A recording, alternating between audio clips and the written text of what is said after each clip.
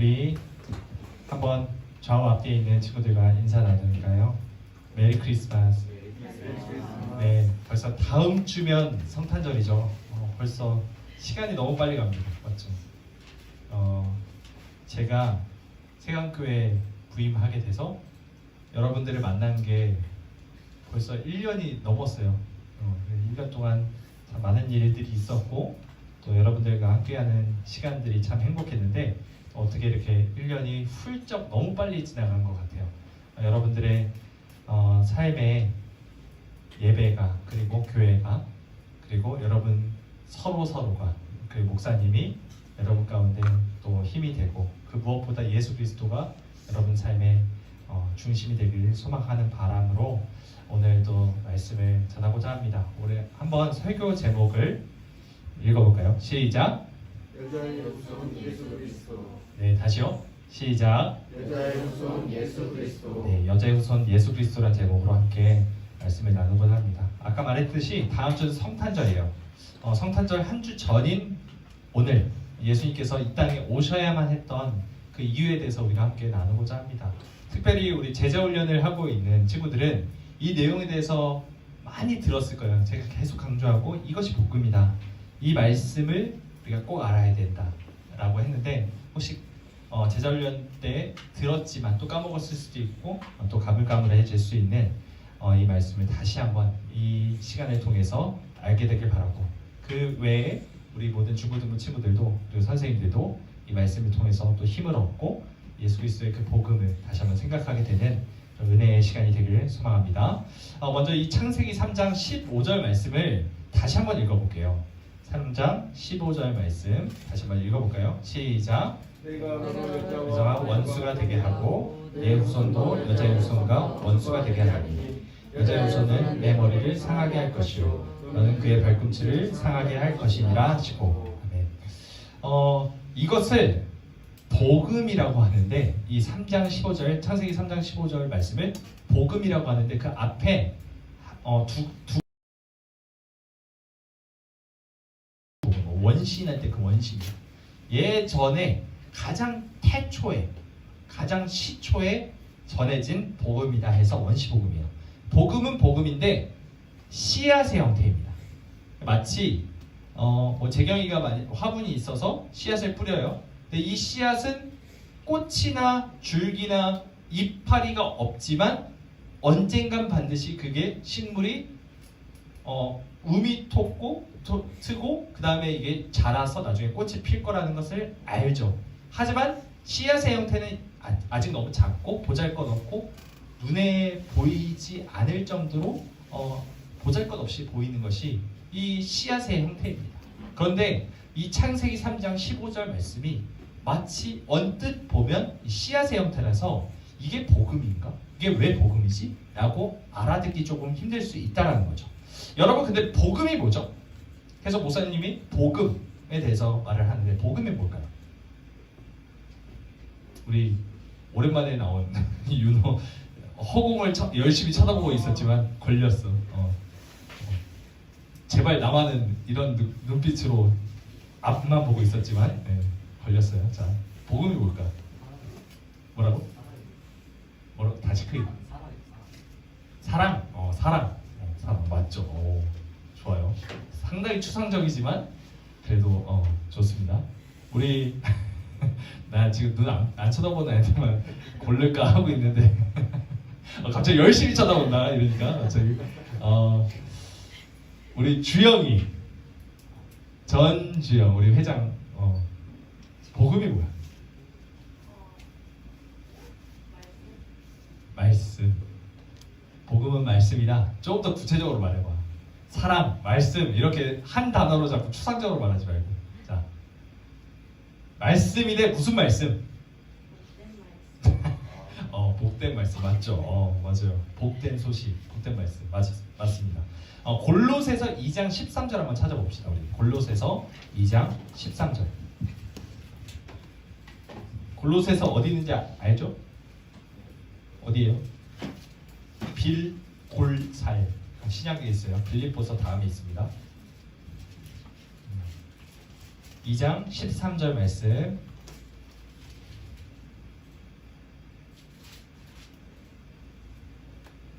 찾았나요? 한번 읽어보겠습니다. 시작. 또 범죄와 육체 혹시 마이크 안 나오나요? 주었던 너희들을 하나님이 그와 함께 살리시고 우리의 모든 죄를 사하시고 네, 이 13절 말씀을 쉬운 성경에서 이렇게 말을 해요. 한번 여러분 성경이랑 비교하면서 읽어보세요. 여러분은 죄 때문에 영적으로 죽은 사람이었고 죄된 욕망에서 벗어나지도 못했습니다. 그러나 하나님께서는 여러분을 그리스도와 함께 살리시고 우리의 모든 죄를 용서해 주셨습니다. 이것이 바로 뭐다? 복음이라는 거예요. 이것이 바로 복된 소식, 복음이죠. 그런데 오늘 본문 말씀을 보면 골로새서 2장 13절과 창세기 3장 15절의 말씀이 전혀 닮아 보이지 않습니다. 그렇죠? 무슨 뱀이 나오고 여자가 나오고 뭐 그 뱀과 여자가 원수가 되고 이게 어떻게 골로새서 2장 13절의 말씀처럼 우리가 죽었던 우리가 하나님께서 우리를 살리시고 죄를 사하셨다라는 말과 일치가 될 수 있는가, 닮을 수 있는가, 이런 것에 대해서 우리가 함께 나누고자 해요. 오늘 우리는 이 말씀을 통해서 우리를 구원하신 예수 그리스도를 다시 한번 묵상하고 또 그 은혜에 감사하는 시간이 되길 소망합니다. 먼저 선악과를 먹지 말라 하신 그 의미에 대해서 살펴보길 원합니다. 하나님은 사람을 지으셨죠. 아담과 하와를 지으시고 그 사람에게 한 가지 명령을 하십니다. 우리 다시 한번 창세기 2장으로 넘어갈까요? 창세기 2장 16, 17절.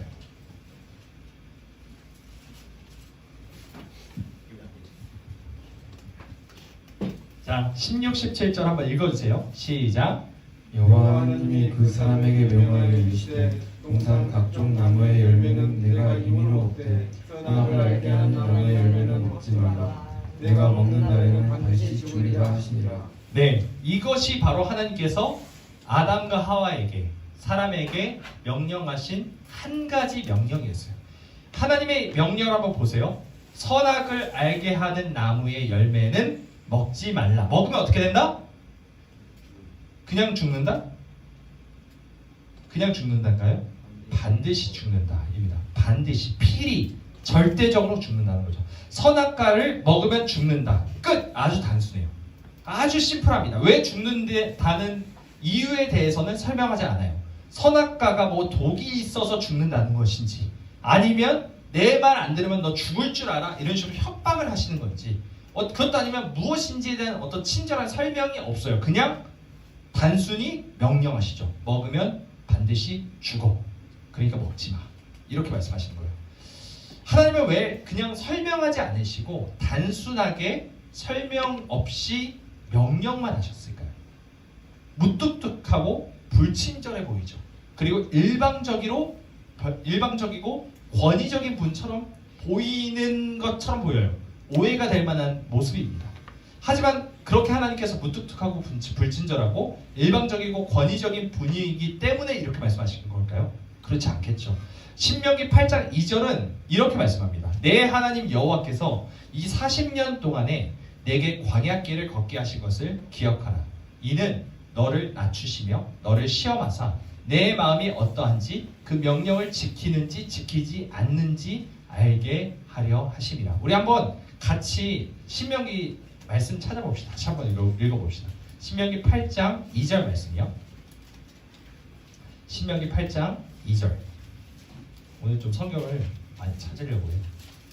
신명기 8장 2절 말씀 274페이지 정도 있어요. 네. 앞에도 찾아주셨네요. 안 돼? 내가 고장냈나? 자, 8장 2절 말씀 같이 읽어보겠습니다. 시작. 내 하나님 여호와께서 이 40년 동안에 내게 광야길을 걷게 하신 것을 기억하라. 이는 너를 낮추시며 너를 시험하사 내 마음이 어떠한지 그 명령을 지키는지 지키지 않는지 알게 하시라. 아멘. 이것이 바로 하나님의 뜻이었어요.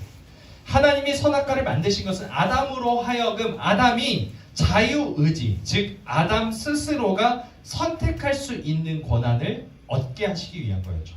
선악과를 먹지 말라고 명하셨지만 그 이유에 대해서 자세히 설명하지 않으신 이유가 뭘까요? 그러면 아담을 지금 신명기 8장 2절 말씀처럼 아담을 시험하셔서 그가 그 명령을 지키는지 지키지 않는지 그 여부에 대해서 알길 원하셨던 겁니다. 아담이 정말 나를 사랑할 것인가? 우리가 누군가를 사랑할 때 있어서 자유의지라는 것이 가장 중요한 거잖아요. 안 그렇다면 그 사람은 노예이고 강제적으로 날 사랑해라고 말하는 것은 범죄입니다.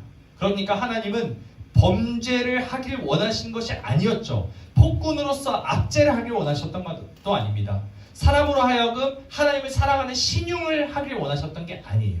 선택지를 주지 않으셔서 하나님만 바라보게 하길 원하셨던 것도 아니죠.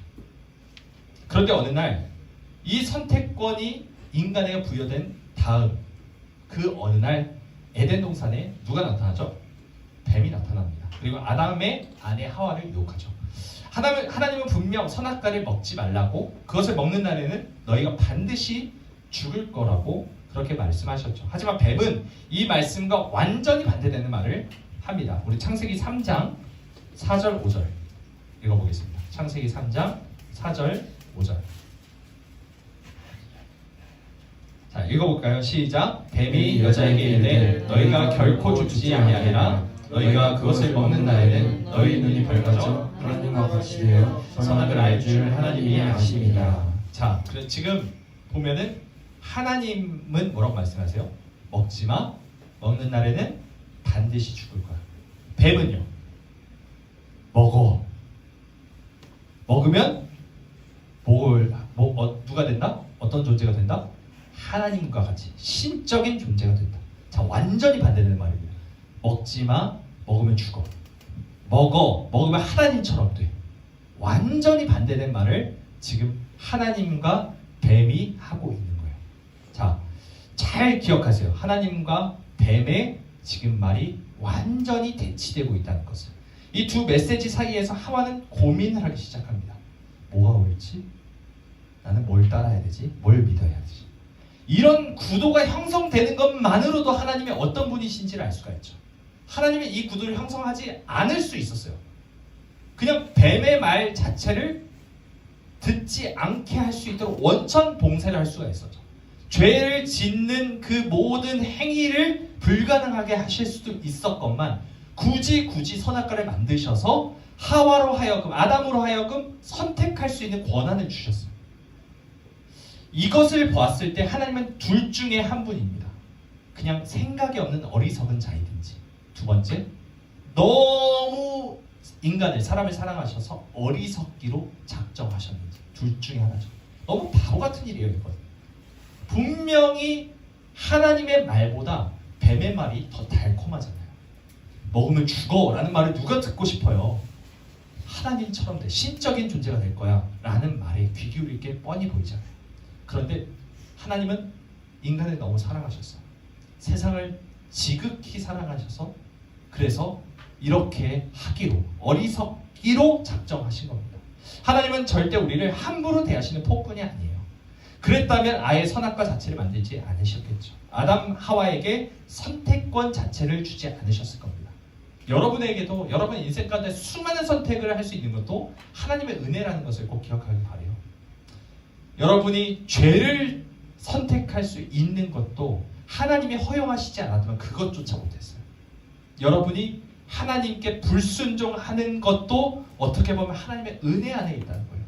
하나님의 계획 안에 있다는 겁니다. 여러분이 실패하고 좌절하고 낭망하는 것 역시도 어떻게 보면 하나님이 그것을 다 아셨고 그것에 대한 모든 대책을 다 마련해 놓으신 것이죠. 아무튼 하와는 결국 하나님 말씀이 아닌 뱀의 말을 따르기로 결정을 합니다. 하나님의 말씀이든 뱀의 말이든 그것을 따르려면 뭐가 필요하냐면 믿음이 필요해요. 하나님의 말을 믿으면 뭘 믿는 거죠? 먹으면 뭐 한다? 먹으면 어떻게 된다? 죽게 된다. 그러면 뱀의 말은요? 먹으면 뭐가 된다? 신적인 존재 하나님이 된다라는 말을 이 둘 중에 하나는 반드시 믿어야 했고 그것을 선택해야 된다는 거죠. 선택을 하는 데 있어서는 뭐가 필요하다고요? 믿음이 필요하다는 겁니다. 우리는 알게 모르게 나도 모르게 무의식 가운데 어떤 믿음을 가지고 선택을 하고 있는 거예요.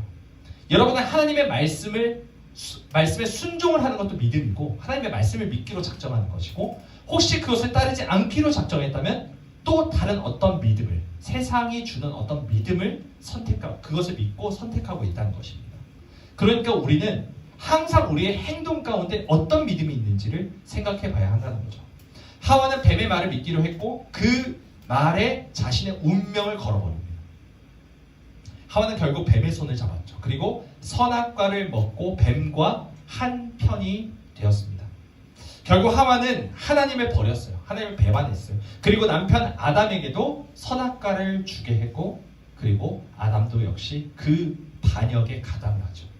그들은 하나님과 한편이 되기를 거부했어요. 하나님과 영원토록 함께 살기를 거부하고 오히려 하나님을 떠나서 누구의 손을 잡았죠? 뱀의 손을 잡은 겁니다.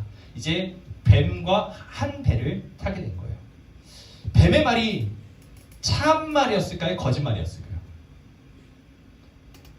다들 주무시고 계신 거 아니죠? 자, 뱀의 말이 참말이에요? 거짓말이에요? 나중에 그것이 드러났을 때 뱀의 말이 거짓말이었는지 참말이었는지가 드러나죠. 어떻게 됐죠? 거짓말이었습니다. 아담과 하와는 선악과를 따먹은 후에 뭔가 잘못됐다라는 것을 인식하기 시작했어요. 뱀의 말이 거짓이라는 사실을 깨닫고 자신이 벗었음을 알게 됐고 숨었고 무화과 나무 잎을 엮어서 자신의 몸을 가릴 정도로 수치와 부끄러움 속에 빠졌고 그렇게 하나님을 피해 하나님의 얼굴을 피해 숨었습니다.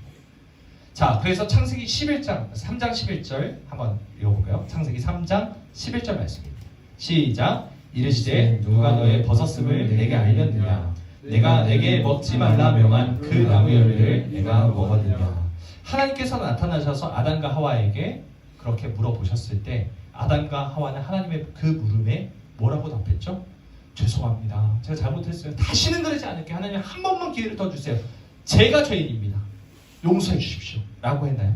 그러지 않았죠. 어떻게 말하죠? 창세기 3장 12절 13절 12절 13절 이렇게 말하죠. 아담이 이르되 하나님이 주셔서 나와 함께 있게 하신 여자 그가 그 나무 열매를 내게 주므로 내가 먹었나이다. 여호와 하나님이 여자에게 이르시되 네가 어찌하여 이렇게 하였느냐? 여자가 이르되 뱀이 나를 깨므로 내가 먹었나이다. 자, 지금 아담은 누구 탓을 하고 있죠? 12절 한번 보세요. 누구 탓을 하고 있어요 지금? 누구 탓이요? 자, 우리 태연이 지금 아담이 누구 탓을 하고 있어요? 하와? 또 하나가 있습니다. 누구? 하나님이죠. 왜? 그 여자는 누가 주셨다? 하나님이 주셔서 라고 말하잖아요. 하나님 탓을 하고 있어요. 하나님이 주셨잖아요. 그리고 하나님이 주신 그 여자가 나에게 이렇게 주었잖아요. 그래서 내가 먹었는데요. 뭐죠? 책임을 회피하고 있죠. 자, 13절은 어떻게 하고 있어요? 여자에게 하나님 물어보십니다. 여자가 뭐라고 해요? 뱀이 나를 깨물어. 자, 뱀은 누가 만들었죠? 하나님이 만드셨죠. 뱀 안에 사탄이 들어갔는지 어떻게 됐는지 모르지만 어쨌든 뱀의 존재는 하나님이 만드신 피조물에 불과합니다. 그런데 하나님이 만드셨던 그 뱀, 어떤 피조물이 나를 꿰었기 때문에 내가 먹을 수밖에 없었으니까 그 모든 탓은 누구에게 있다? 하나님에게 있습니다. 뱀에게 있습니다. 이런 식으로 책임을 또 회피합니다. 죄는 이처럼 사람을 아주 추하게 만들어요, 여러분. 제가 이런 말을 많이 해요. 제 얼굴을 보면, 여러분의 눈빛이나 얼굴을 보면 잿빛과 같은지 알록달록 무지개 빛깔이 비치는지 이것에 대해서 말을 종종 합니다. 지금 여러분의 얼굴을 봤을 때 어떤 사람은 잿빛인 사람도 있고 어떤 사람은 정말 하나님에 의해서 알록달록 그 아름다운 그런 빛깔을 가지고 있는 사람도 있어요. 그런데 죄는 하나님에게 떠나게 만들고 그 얼굴을 상하게 만들고 잿빛으로 만듭니다. 그 얼굴에 근심이 가득해 보여요. 어둠이 가득해 보입니다. 우울이 가득해 보여요. 그 안에 평안이 없고 기쁨이 없어 보여요. 걱정거리가 돼버립니다. 그냥 그 얼굴만 봐도 내가 마음이 답답해져요. 다른 사람들이 마음이 답답해져요. 이것이 바로 하나님에게서 떠나 죄를 지은 자의 모습입니다. 사람을 추하게 만들죠. 하나님을 떠나 죄를 짓는 사람의 공통점이 뭐냐? 책임을 지려 하지 않습니다. 첫 번째. 두 번째는 비겁해요. 아주 비겁합니다. 책임을 지려 하지 않는 것이 비겁함이지만 조금 다른 모습이죠. 비겁함이라는 태도를 갖게 돼요. 그리고 거짓말을 합니다. 그리고 남 탓을 하죠. 이것이 죄인의 본능이에요. 여러분 안에 그런 모습이 있지 않나요? 우리에겐 다 그런 모습이 있어요. 우리는 죄인이기 때문이죠. 우리가 이런 모습이 있다면 자꾸 이것을 강제적으로라도 끊기 위해서 하나님 앞에 나아가야 합니다. 계속해서 구해야 돼요. 하나님, 제가 책임지려 하지 않습니다. 지금 용서해 주십시오. 내가 책임지는 사람이 되기를 원합니다. 내가 비겁해지지 않겠습니다. 도망가지 않겠습니다. 회피하지 않겠습니다. 문제를 직시하고 그 문제를 어떻게든 해결하려 하고, 혹시 내 손을 떠난 문제라면 내가 책임을 지려고 애를 쓰겠습니다. 비겁해지지 않겠습니다. 하나님, 거짓말하지 않겠습니다. 그렇게 남 탓하지 않겠습니다. 계속해서 우리가 책임지고 정직하고 성실하게 살아가는 그런 삶의 태도를 갖는 것이 하나님이 기뻐하시는 자의 모습이요, 죄인과 반대되는 자의 모습이라는 겁니다. 여러분 안에 그런 모습이 있기를 주님의 이름으로 소망합니다. 결국 하나님은 죄를 지은 그 자들에게 판결을 내리시죠. 자, 그 판결이 15절부터 18절까지에 있어요. 그 15절은 누구에게 한 판결이냐면, 하나님의 그 판결이 뱀에게 한 판결입니다. 이 순서가 어떻게 되냐면, 뱀, 여자, 아담, 뱀, 하와, 아담의 순서대로 그렇게 판결을 내리시는데, 먼저 뱀에게 말씀하시죠. 그리고 여자에게 말씀하셔서 여자가 어떻게 되게 형벌을 내리십니까? 임신하는 고통을, 임신하는 수고를 더하게 하셨다라고 말합니다. 그리고 17절, 18절에서 아담에게는 무슨 형벌을 내리시죠? 평생토록 수고해야만 벌어먹고 살게 하시는 일이 노동이 되게 하는 형벌을 주셨어요. 일은 너무나도 기쁜 일이고 감사한 일입니다. 근데 여러분은 한번 생각해 보세요. 지난주에도 지난주인가요? 주영이가 이제 회장이 되었는데, 그 회장으로서 그 일을, 사명을 감당하기 위해서 그것이 그냥 기쁨이 되는 것은 아니에요. 누구에게나 그렇습니다. 목사로서 사명을 감당하는 것도, 우리 장로님으로서, 그리고 부장 선생님으로서, 그리고 여러분 학생으로서, 그리고 뒤에 계시는 선생님들도 이 사명을 감당하는 데 있어서 이게 어떨 때는 노동처럼 너무 지치는 일이 될 때가 있다는 거죠. 일은 기뻐해야 되고, 나라는 존재가 어떤 존재인지를 확인하는 그런 어떤 매개체가 되어야 되는데, 그렇지 않다는 거죠. 계속해서 흔들리게 되고, 일을 하는 것이 너무나도 지치게 되고, 그 일 때문에 오히려 시험 들고 하나님을 떠나게 되는 그런 일이 될 때도 있다는 겁니다. 이것이 죄의 결과예요. 우리가 하나님을 떠났을 때, 하나님을 배반했을 때, 하나님을 반역하고 불순종했을 때 일은 노동이 되어버립니다. 그리고 우리의 삶 가운데 고통이, 수고가 따르게 되는 것이죠. 이것이 우리가 얻게 된 대가 지불이라는 거예요. 우리가 죄를 지으면 반드시 이렇게 됩니다. 우리가 계속해서 반복해서 죄를 짓게 되면 더더욱 그 수고는, 그 힘듦은 더욱더 가중이 될 거예요. 여러분이 지금 당장 그 죄를 끊어내지 않는다면, 그 죄가 무엇이든 간에 그 죄가 여러분을 걸고 넘어질 것이고, 속박할 것이고, 자유하지 못하게 만들 거고, 더 힘들고, 더 아프고, 더 우울하고, 더 어두침침한 사람으로 만들게 될 겁니다. 다른 사람들과 계속해서 떨어지게 만들 것이고, 회피하게 만들 것이고, 혼자 남게 만들 겁니다. 하나님은 그렇게 우리를 짓지 않으셨어요. 만물을 다스리게 하셨고, 하나님의 형상으로서 모든 선한 영향력을 끼치게 하셨건만, 빛으로 지음받은 우리가 어둠의 권세 안에 그렇게 속하게 되어서 계속해서 흐느끼며 슬피 울게 되는 것이 바로 죄의 결과라는 겁니다. 그러니 우리가 죄를 얼마나 미워해야 하는지 아시겠죠? 우리가 죄를 기뻐한다면 우리의 심령 가운데 뭔가 문제가 생긴 거예요. 영혼 가운데 지금 뭔가 문제가 생겼다라는 사인이 지금 우리의 영혼이 울부짖고 우리를 깨우치게 하고 있다는 겁니다.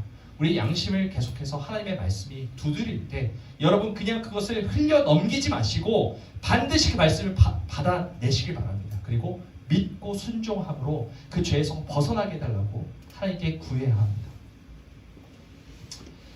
하나님께서 이제 마지막으로 뱀에게 형벌을 내리셔요. 첫 번째로 내리셨죠. 근데 그 뱀에게 형벌을 내리시면서 오늘 본문처럼 말씀하신 거예요. 15절 말씀, 우리 정신을 차리고, 혹시 졸린 사람들이 있으면 정신을 차리고 우리 15절 말씀 읽어보겠습니다. 시작. 내가 너로 여자와 원수가 되게 하고 내 후손도 여자의 후손과 원수가 되게 하리니 여자의 후손은 내 머리를 상하게 할 것이요 너는 그의 발꿈치를 상하게 할 것이니라. 아멘. 이 말씀이 어떻게 해서 복음인가가 우리의 이제 주된 그 주제였죠. 여자의 후손 예수 그리스도와 이 15절의 말씀이 어떻게 연결이 되는가가 정말 중요한데 연결이 안 되는 것 같아요. 여자가 뭘까? 일단 여자에 대해서 우리가 알아봅시다. 이 여자는 뭘까요? 이 전에 한번 내가 누굴까요? 내가 누군지부터 살펴볼까요? 내가 누구죠? 하나님입니다. 너는 누구예요? 지금 누구에게 형벌을 내리시죠? 뱀이죠. 하나님이 지금 뱀에게 형벌을 내리시는데 어떤 형벌을 내리시냐? 그 내용을 보니까 여자와 뱀이 원수가 되게 한다는 거예요. 여자는 누구를 가리킬까요? 사람을 가리키죠. 여자가 사람의 대표로서 뱀과 손잡고 지금 선악과를 먹었잖아요. 지금 사람을 말하는 거예요. 사람과 원수가 되게 하고 그리고 너의 후손도 뱀의 후손도 여자의 후손과 사람의 후손과 원수가 되게 할 것이다 라고 말하는 겁니다. 자, 한번 생각해 보세요. 지금 아까 말했듯이 하나님과 뱀의 말 가운데 이 하와는 그리고 아담은 누구의 말을 믿고 그것을 따르기로 작정했죠? 그리고 그렇게 따랐죠? 누구요? 자, 여러분의 목소리로 대답해 보세요. 누구의 말이요? 자, 태연이 자꾸 정신을 잃으려고 하는 거 아니겠지 혹시? 자, 누구의 말을 따르려고 했어? 하와는 하나님의 말을 따르려고 했어? 믿고 따르려고 했어? 아니면 뱀의 말을 믿고 따르려고 했어? 뱀이죠. 자, 그렇게 뱀의 말을 믿고 따르기로 작정하고 누구의 손을 잡았어요? 윤호야? 누구의 손을 잡았어요? 뱀의 손을 잡았단 말이에요. 이제 누구와 한편이 됐다 그랬죠? 뱀과 한편이 된 겁니다. 하나님과는 원수가 되고 뱀과는 한편이 되었어요.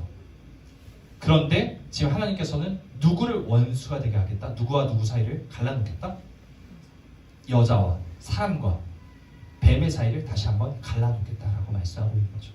그러니까 지금 한패가 되었던 여자와 사람과 뱀을 완전히 갈라놓게 해서 원수지간으로 만들어 놓겠다라는 것은 하나님께서 다시 한번 인간을 어떻게 하시겠다? 누구의 편으로 만드시겠다? 자신의 편으로, 하나님의 편으로 만드시겠다라는 그 의지의 선포라는 것입니다. 그 결단의 선포라는 겁니다.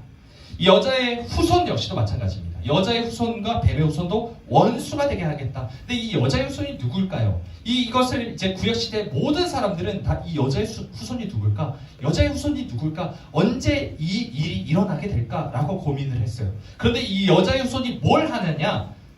한번 봅시다. 15절 하반절. 여자의 후손은 누구의 머리를 상하게 할 것이다? 뱀의 머리. 내 머리를 상하게 할 것이요 너는 그의 발꿈치를 뭐 할 것이다? 상하게 할 것이다 라고 말하고 있는 겁니다. 그러니까 지금 이런 말씀입니다. 뱀은 여자의 후손의 발꿈치를 뭅니다. 그리고 여자의 후손은 동시에 뱀의 머리를 밟습니다. 뱀은 예수님이 말씀하셨던 것처럼 바리새인에게 회개하라 이 독사의 자식들아 라고 말하는 것이 바로 뱀의 후손들이라는 말인데 이 뱀의 그 독이 여자의 후손의 몸에 들어가게 되겠죠. 뱀의 머리는 지금 여자의 후손에 의해서 밟아집니다. 어떻게 되죠? 독이 퍼진 여자의 후손도 머리가 밟힌 뱀의 후손도 다 어떻게 되는 거예요? 다 죽습니다. 모두가 죽어요. 그럼 누구만 살아남죠? 여자의 후손. 나머지 여자의 후손만 살아남는다는 겁니다. 누구요? 우리. 나를 살리시기 위해서 여자의 후손이신 예수 그리스도께서 뱀의 머리를 밟아 으깨시고 자신도 달려 죽으신 그 십자가의 사건이 바로 창세기 3장 15절의 말씀을 이야기하고 있는 겁니다. 창세기 3장 15절이 그래서 씨앗과 같은 형태라는 것은 어떻게 볼 때는 이것이 복음인가? 라는 생각이 들 정도로 잘 알아듣기 힘들고 잘 보이지 않지만 이것을 볼 때 이게 그렇구나 할 수 있는 그 다장성한 식물의 모습을 볼 수 있게 된다는 거죠. 그랬을 때 우리가 여자의 후손이신 예수 그리스도, 여자의 후손 인자라는 표현을 예수님께서 즐겨 사용하셨는데 사람의 아들이라는 표현입니다. 사람의 아들, 여자의 후손으로 나신 예수 그리스도께서 동정녀 마리아의 그 잉태되어서 우리와 함께 계신 그 예수 그리스도께서 누굴 위해? 우리를 위해 나를 위해서 죽으시기로 작정하셔서 이 땅에 오셨고 그렇게 뱀의 머리를 죄와 사망의 권세를 깨뜨리시기 위해서 십자가에 달려 죽으신 그래서 발꿈치가 상하셔서 죽임을 당하신 그 예수 그리스도의 그 은혜를 우리가 기억해야 할 것입니다. 여자의 후손 예수 그리스도 우리가 여자의 후손으로 나신 예수님을 얼마나 생각하고 있고 그것이 얼마나 우리에게 은혜가 되며 감사가 되는지 다시 한번 생각해 보았으면 좋겠습니다. 우리 다시 한번 창세기 3장 15절의 말씀을 읽고 마무리하고자 합니다. 우리 함께 읽어볼까요? 시작. 내가 너로 여자와 원수가 되게 하고 내 후손도 여자의 후손과 원수가 되게 하리니 여자의 후손은 내 머리를 상하게 할 것이요 너는 그의 발꿈치를 상하게 할 것이니라 하시고 아멘. 이 말씀이 여러분에게 소망이 되길 소망합니다. 그래서 우리의 삶 가운데 계속해서 쓰러지고 넘어지고 실패하고 죄로 인해 얽매여 있는 우리들이 또다시 소망 가운데 살아갈 수 있는 이유는 우리를 죄에서 구원하시기로 작정하신 그 하나님의 의지와 하나님의 약속이 반드시 성취될 것을 우리가 믿기 때문이죠. 항상 우리가 행동하는 것과 우리가 선택하는 것은 뭐와 밀접한 관계가 있다고 말씀드렸죠. 믿음과 밀접한 관계가 있다고 말씀드렸어요. 그리고 제가 지난주에도 말씀드렸던 것처럼 믿음은 바라는 것들의 실상이요 보이지 않는 것들의 증거라 말하고 있습니다. 우리는 그 바라는 것, 우리가 소망하는 것을 다 보지는 못했어요. 아직 예수님을 우리의 두 눈으로 보지 못했고 주님께서 다시 오시는 그날이 언제인지 알 수 없습니다. 그럴 때 우리는 죄 가운데 넘어질 때도 있을 것이고 좌절할 때도 있을 겁니다. 얼굴이 잿빛으로 변해서 정말 시체처럼 돌아다니는 사람도 있을 겁니다. 그렇지만 하나님 반드시 하나님의 때에 여러분을 구원하실 거예요. 하나님의 말씀이 우리의 심령 가운데 박히게 될 것이고 그래서 우리의 심령이 다시 한번 새로워져서 하나님의 말씀을 믿고 그 말씀을 따르기로 작정하는 하나님의 자녀들로 삼으실 겁니다. 그 하나님의 그 복음을 우리에게 주시고자 하는 구원의 의지를 기억하며 오늘도 하나님께 감사하고 여자의 후손이신 예수 그리스도와 함께 동행하는 우리 모두가 되기를 주님의 이름으로 간절히 소망합니다. 아멘.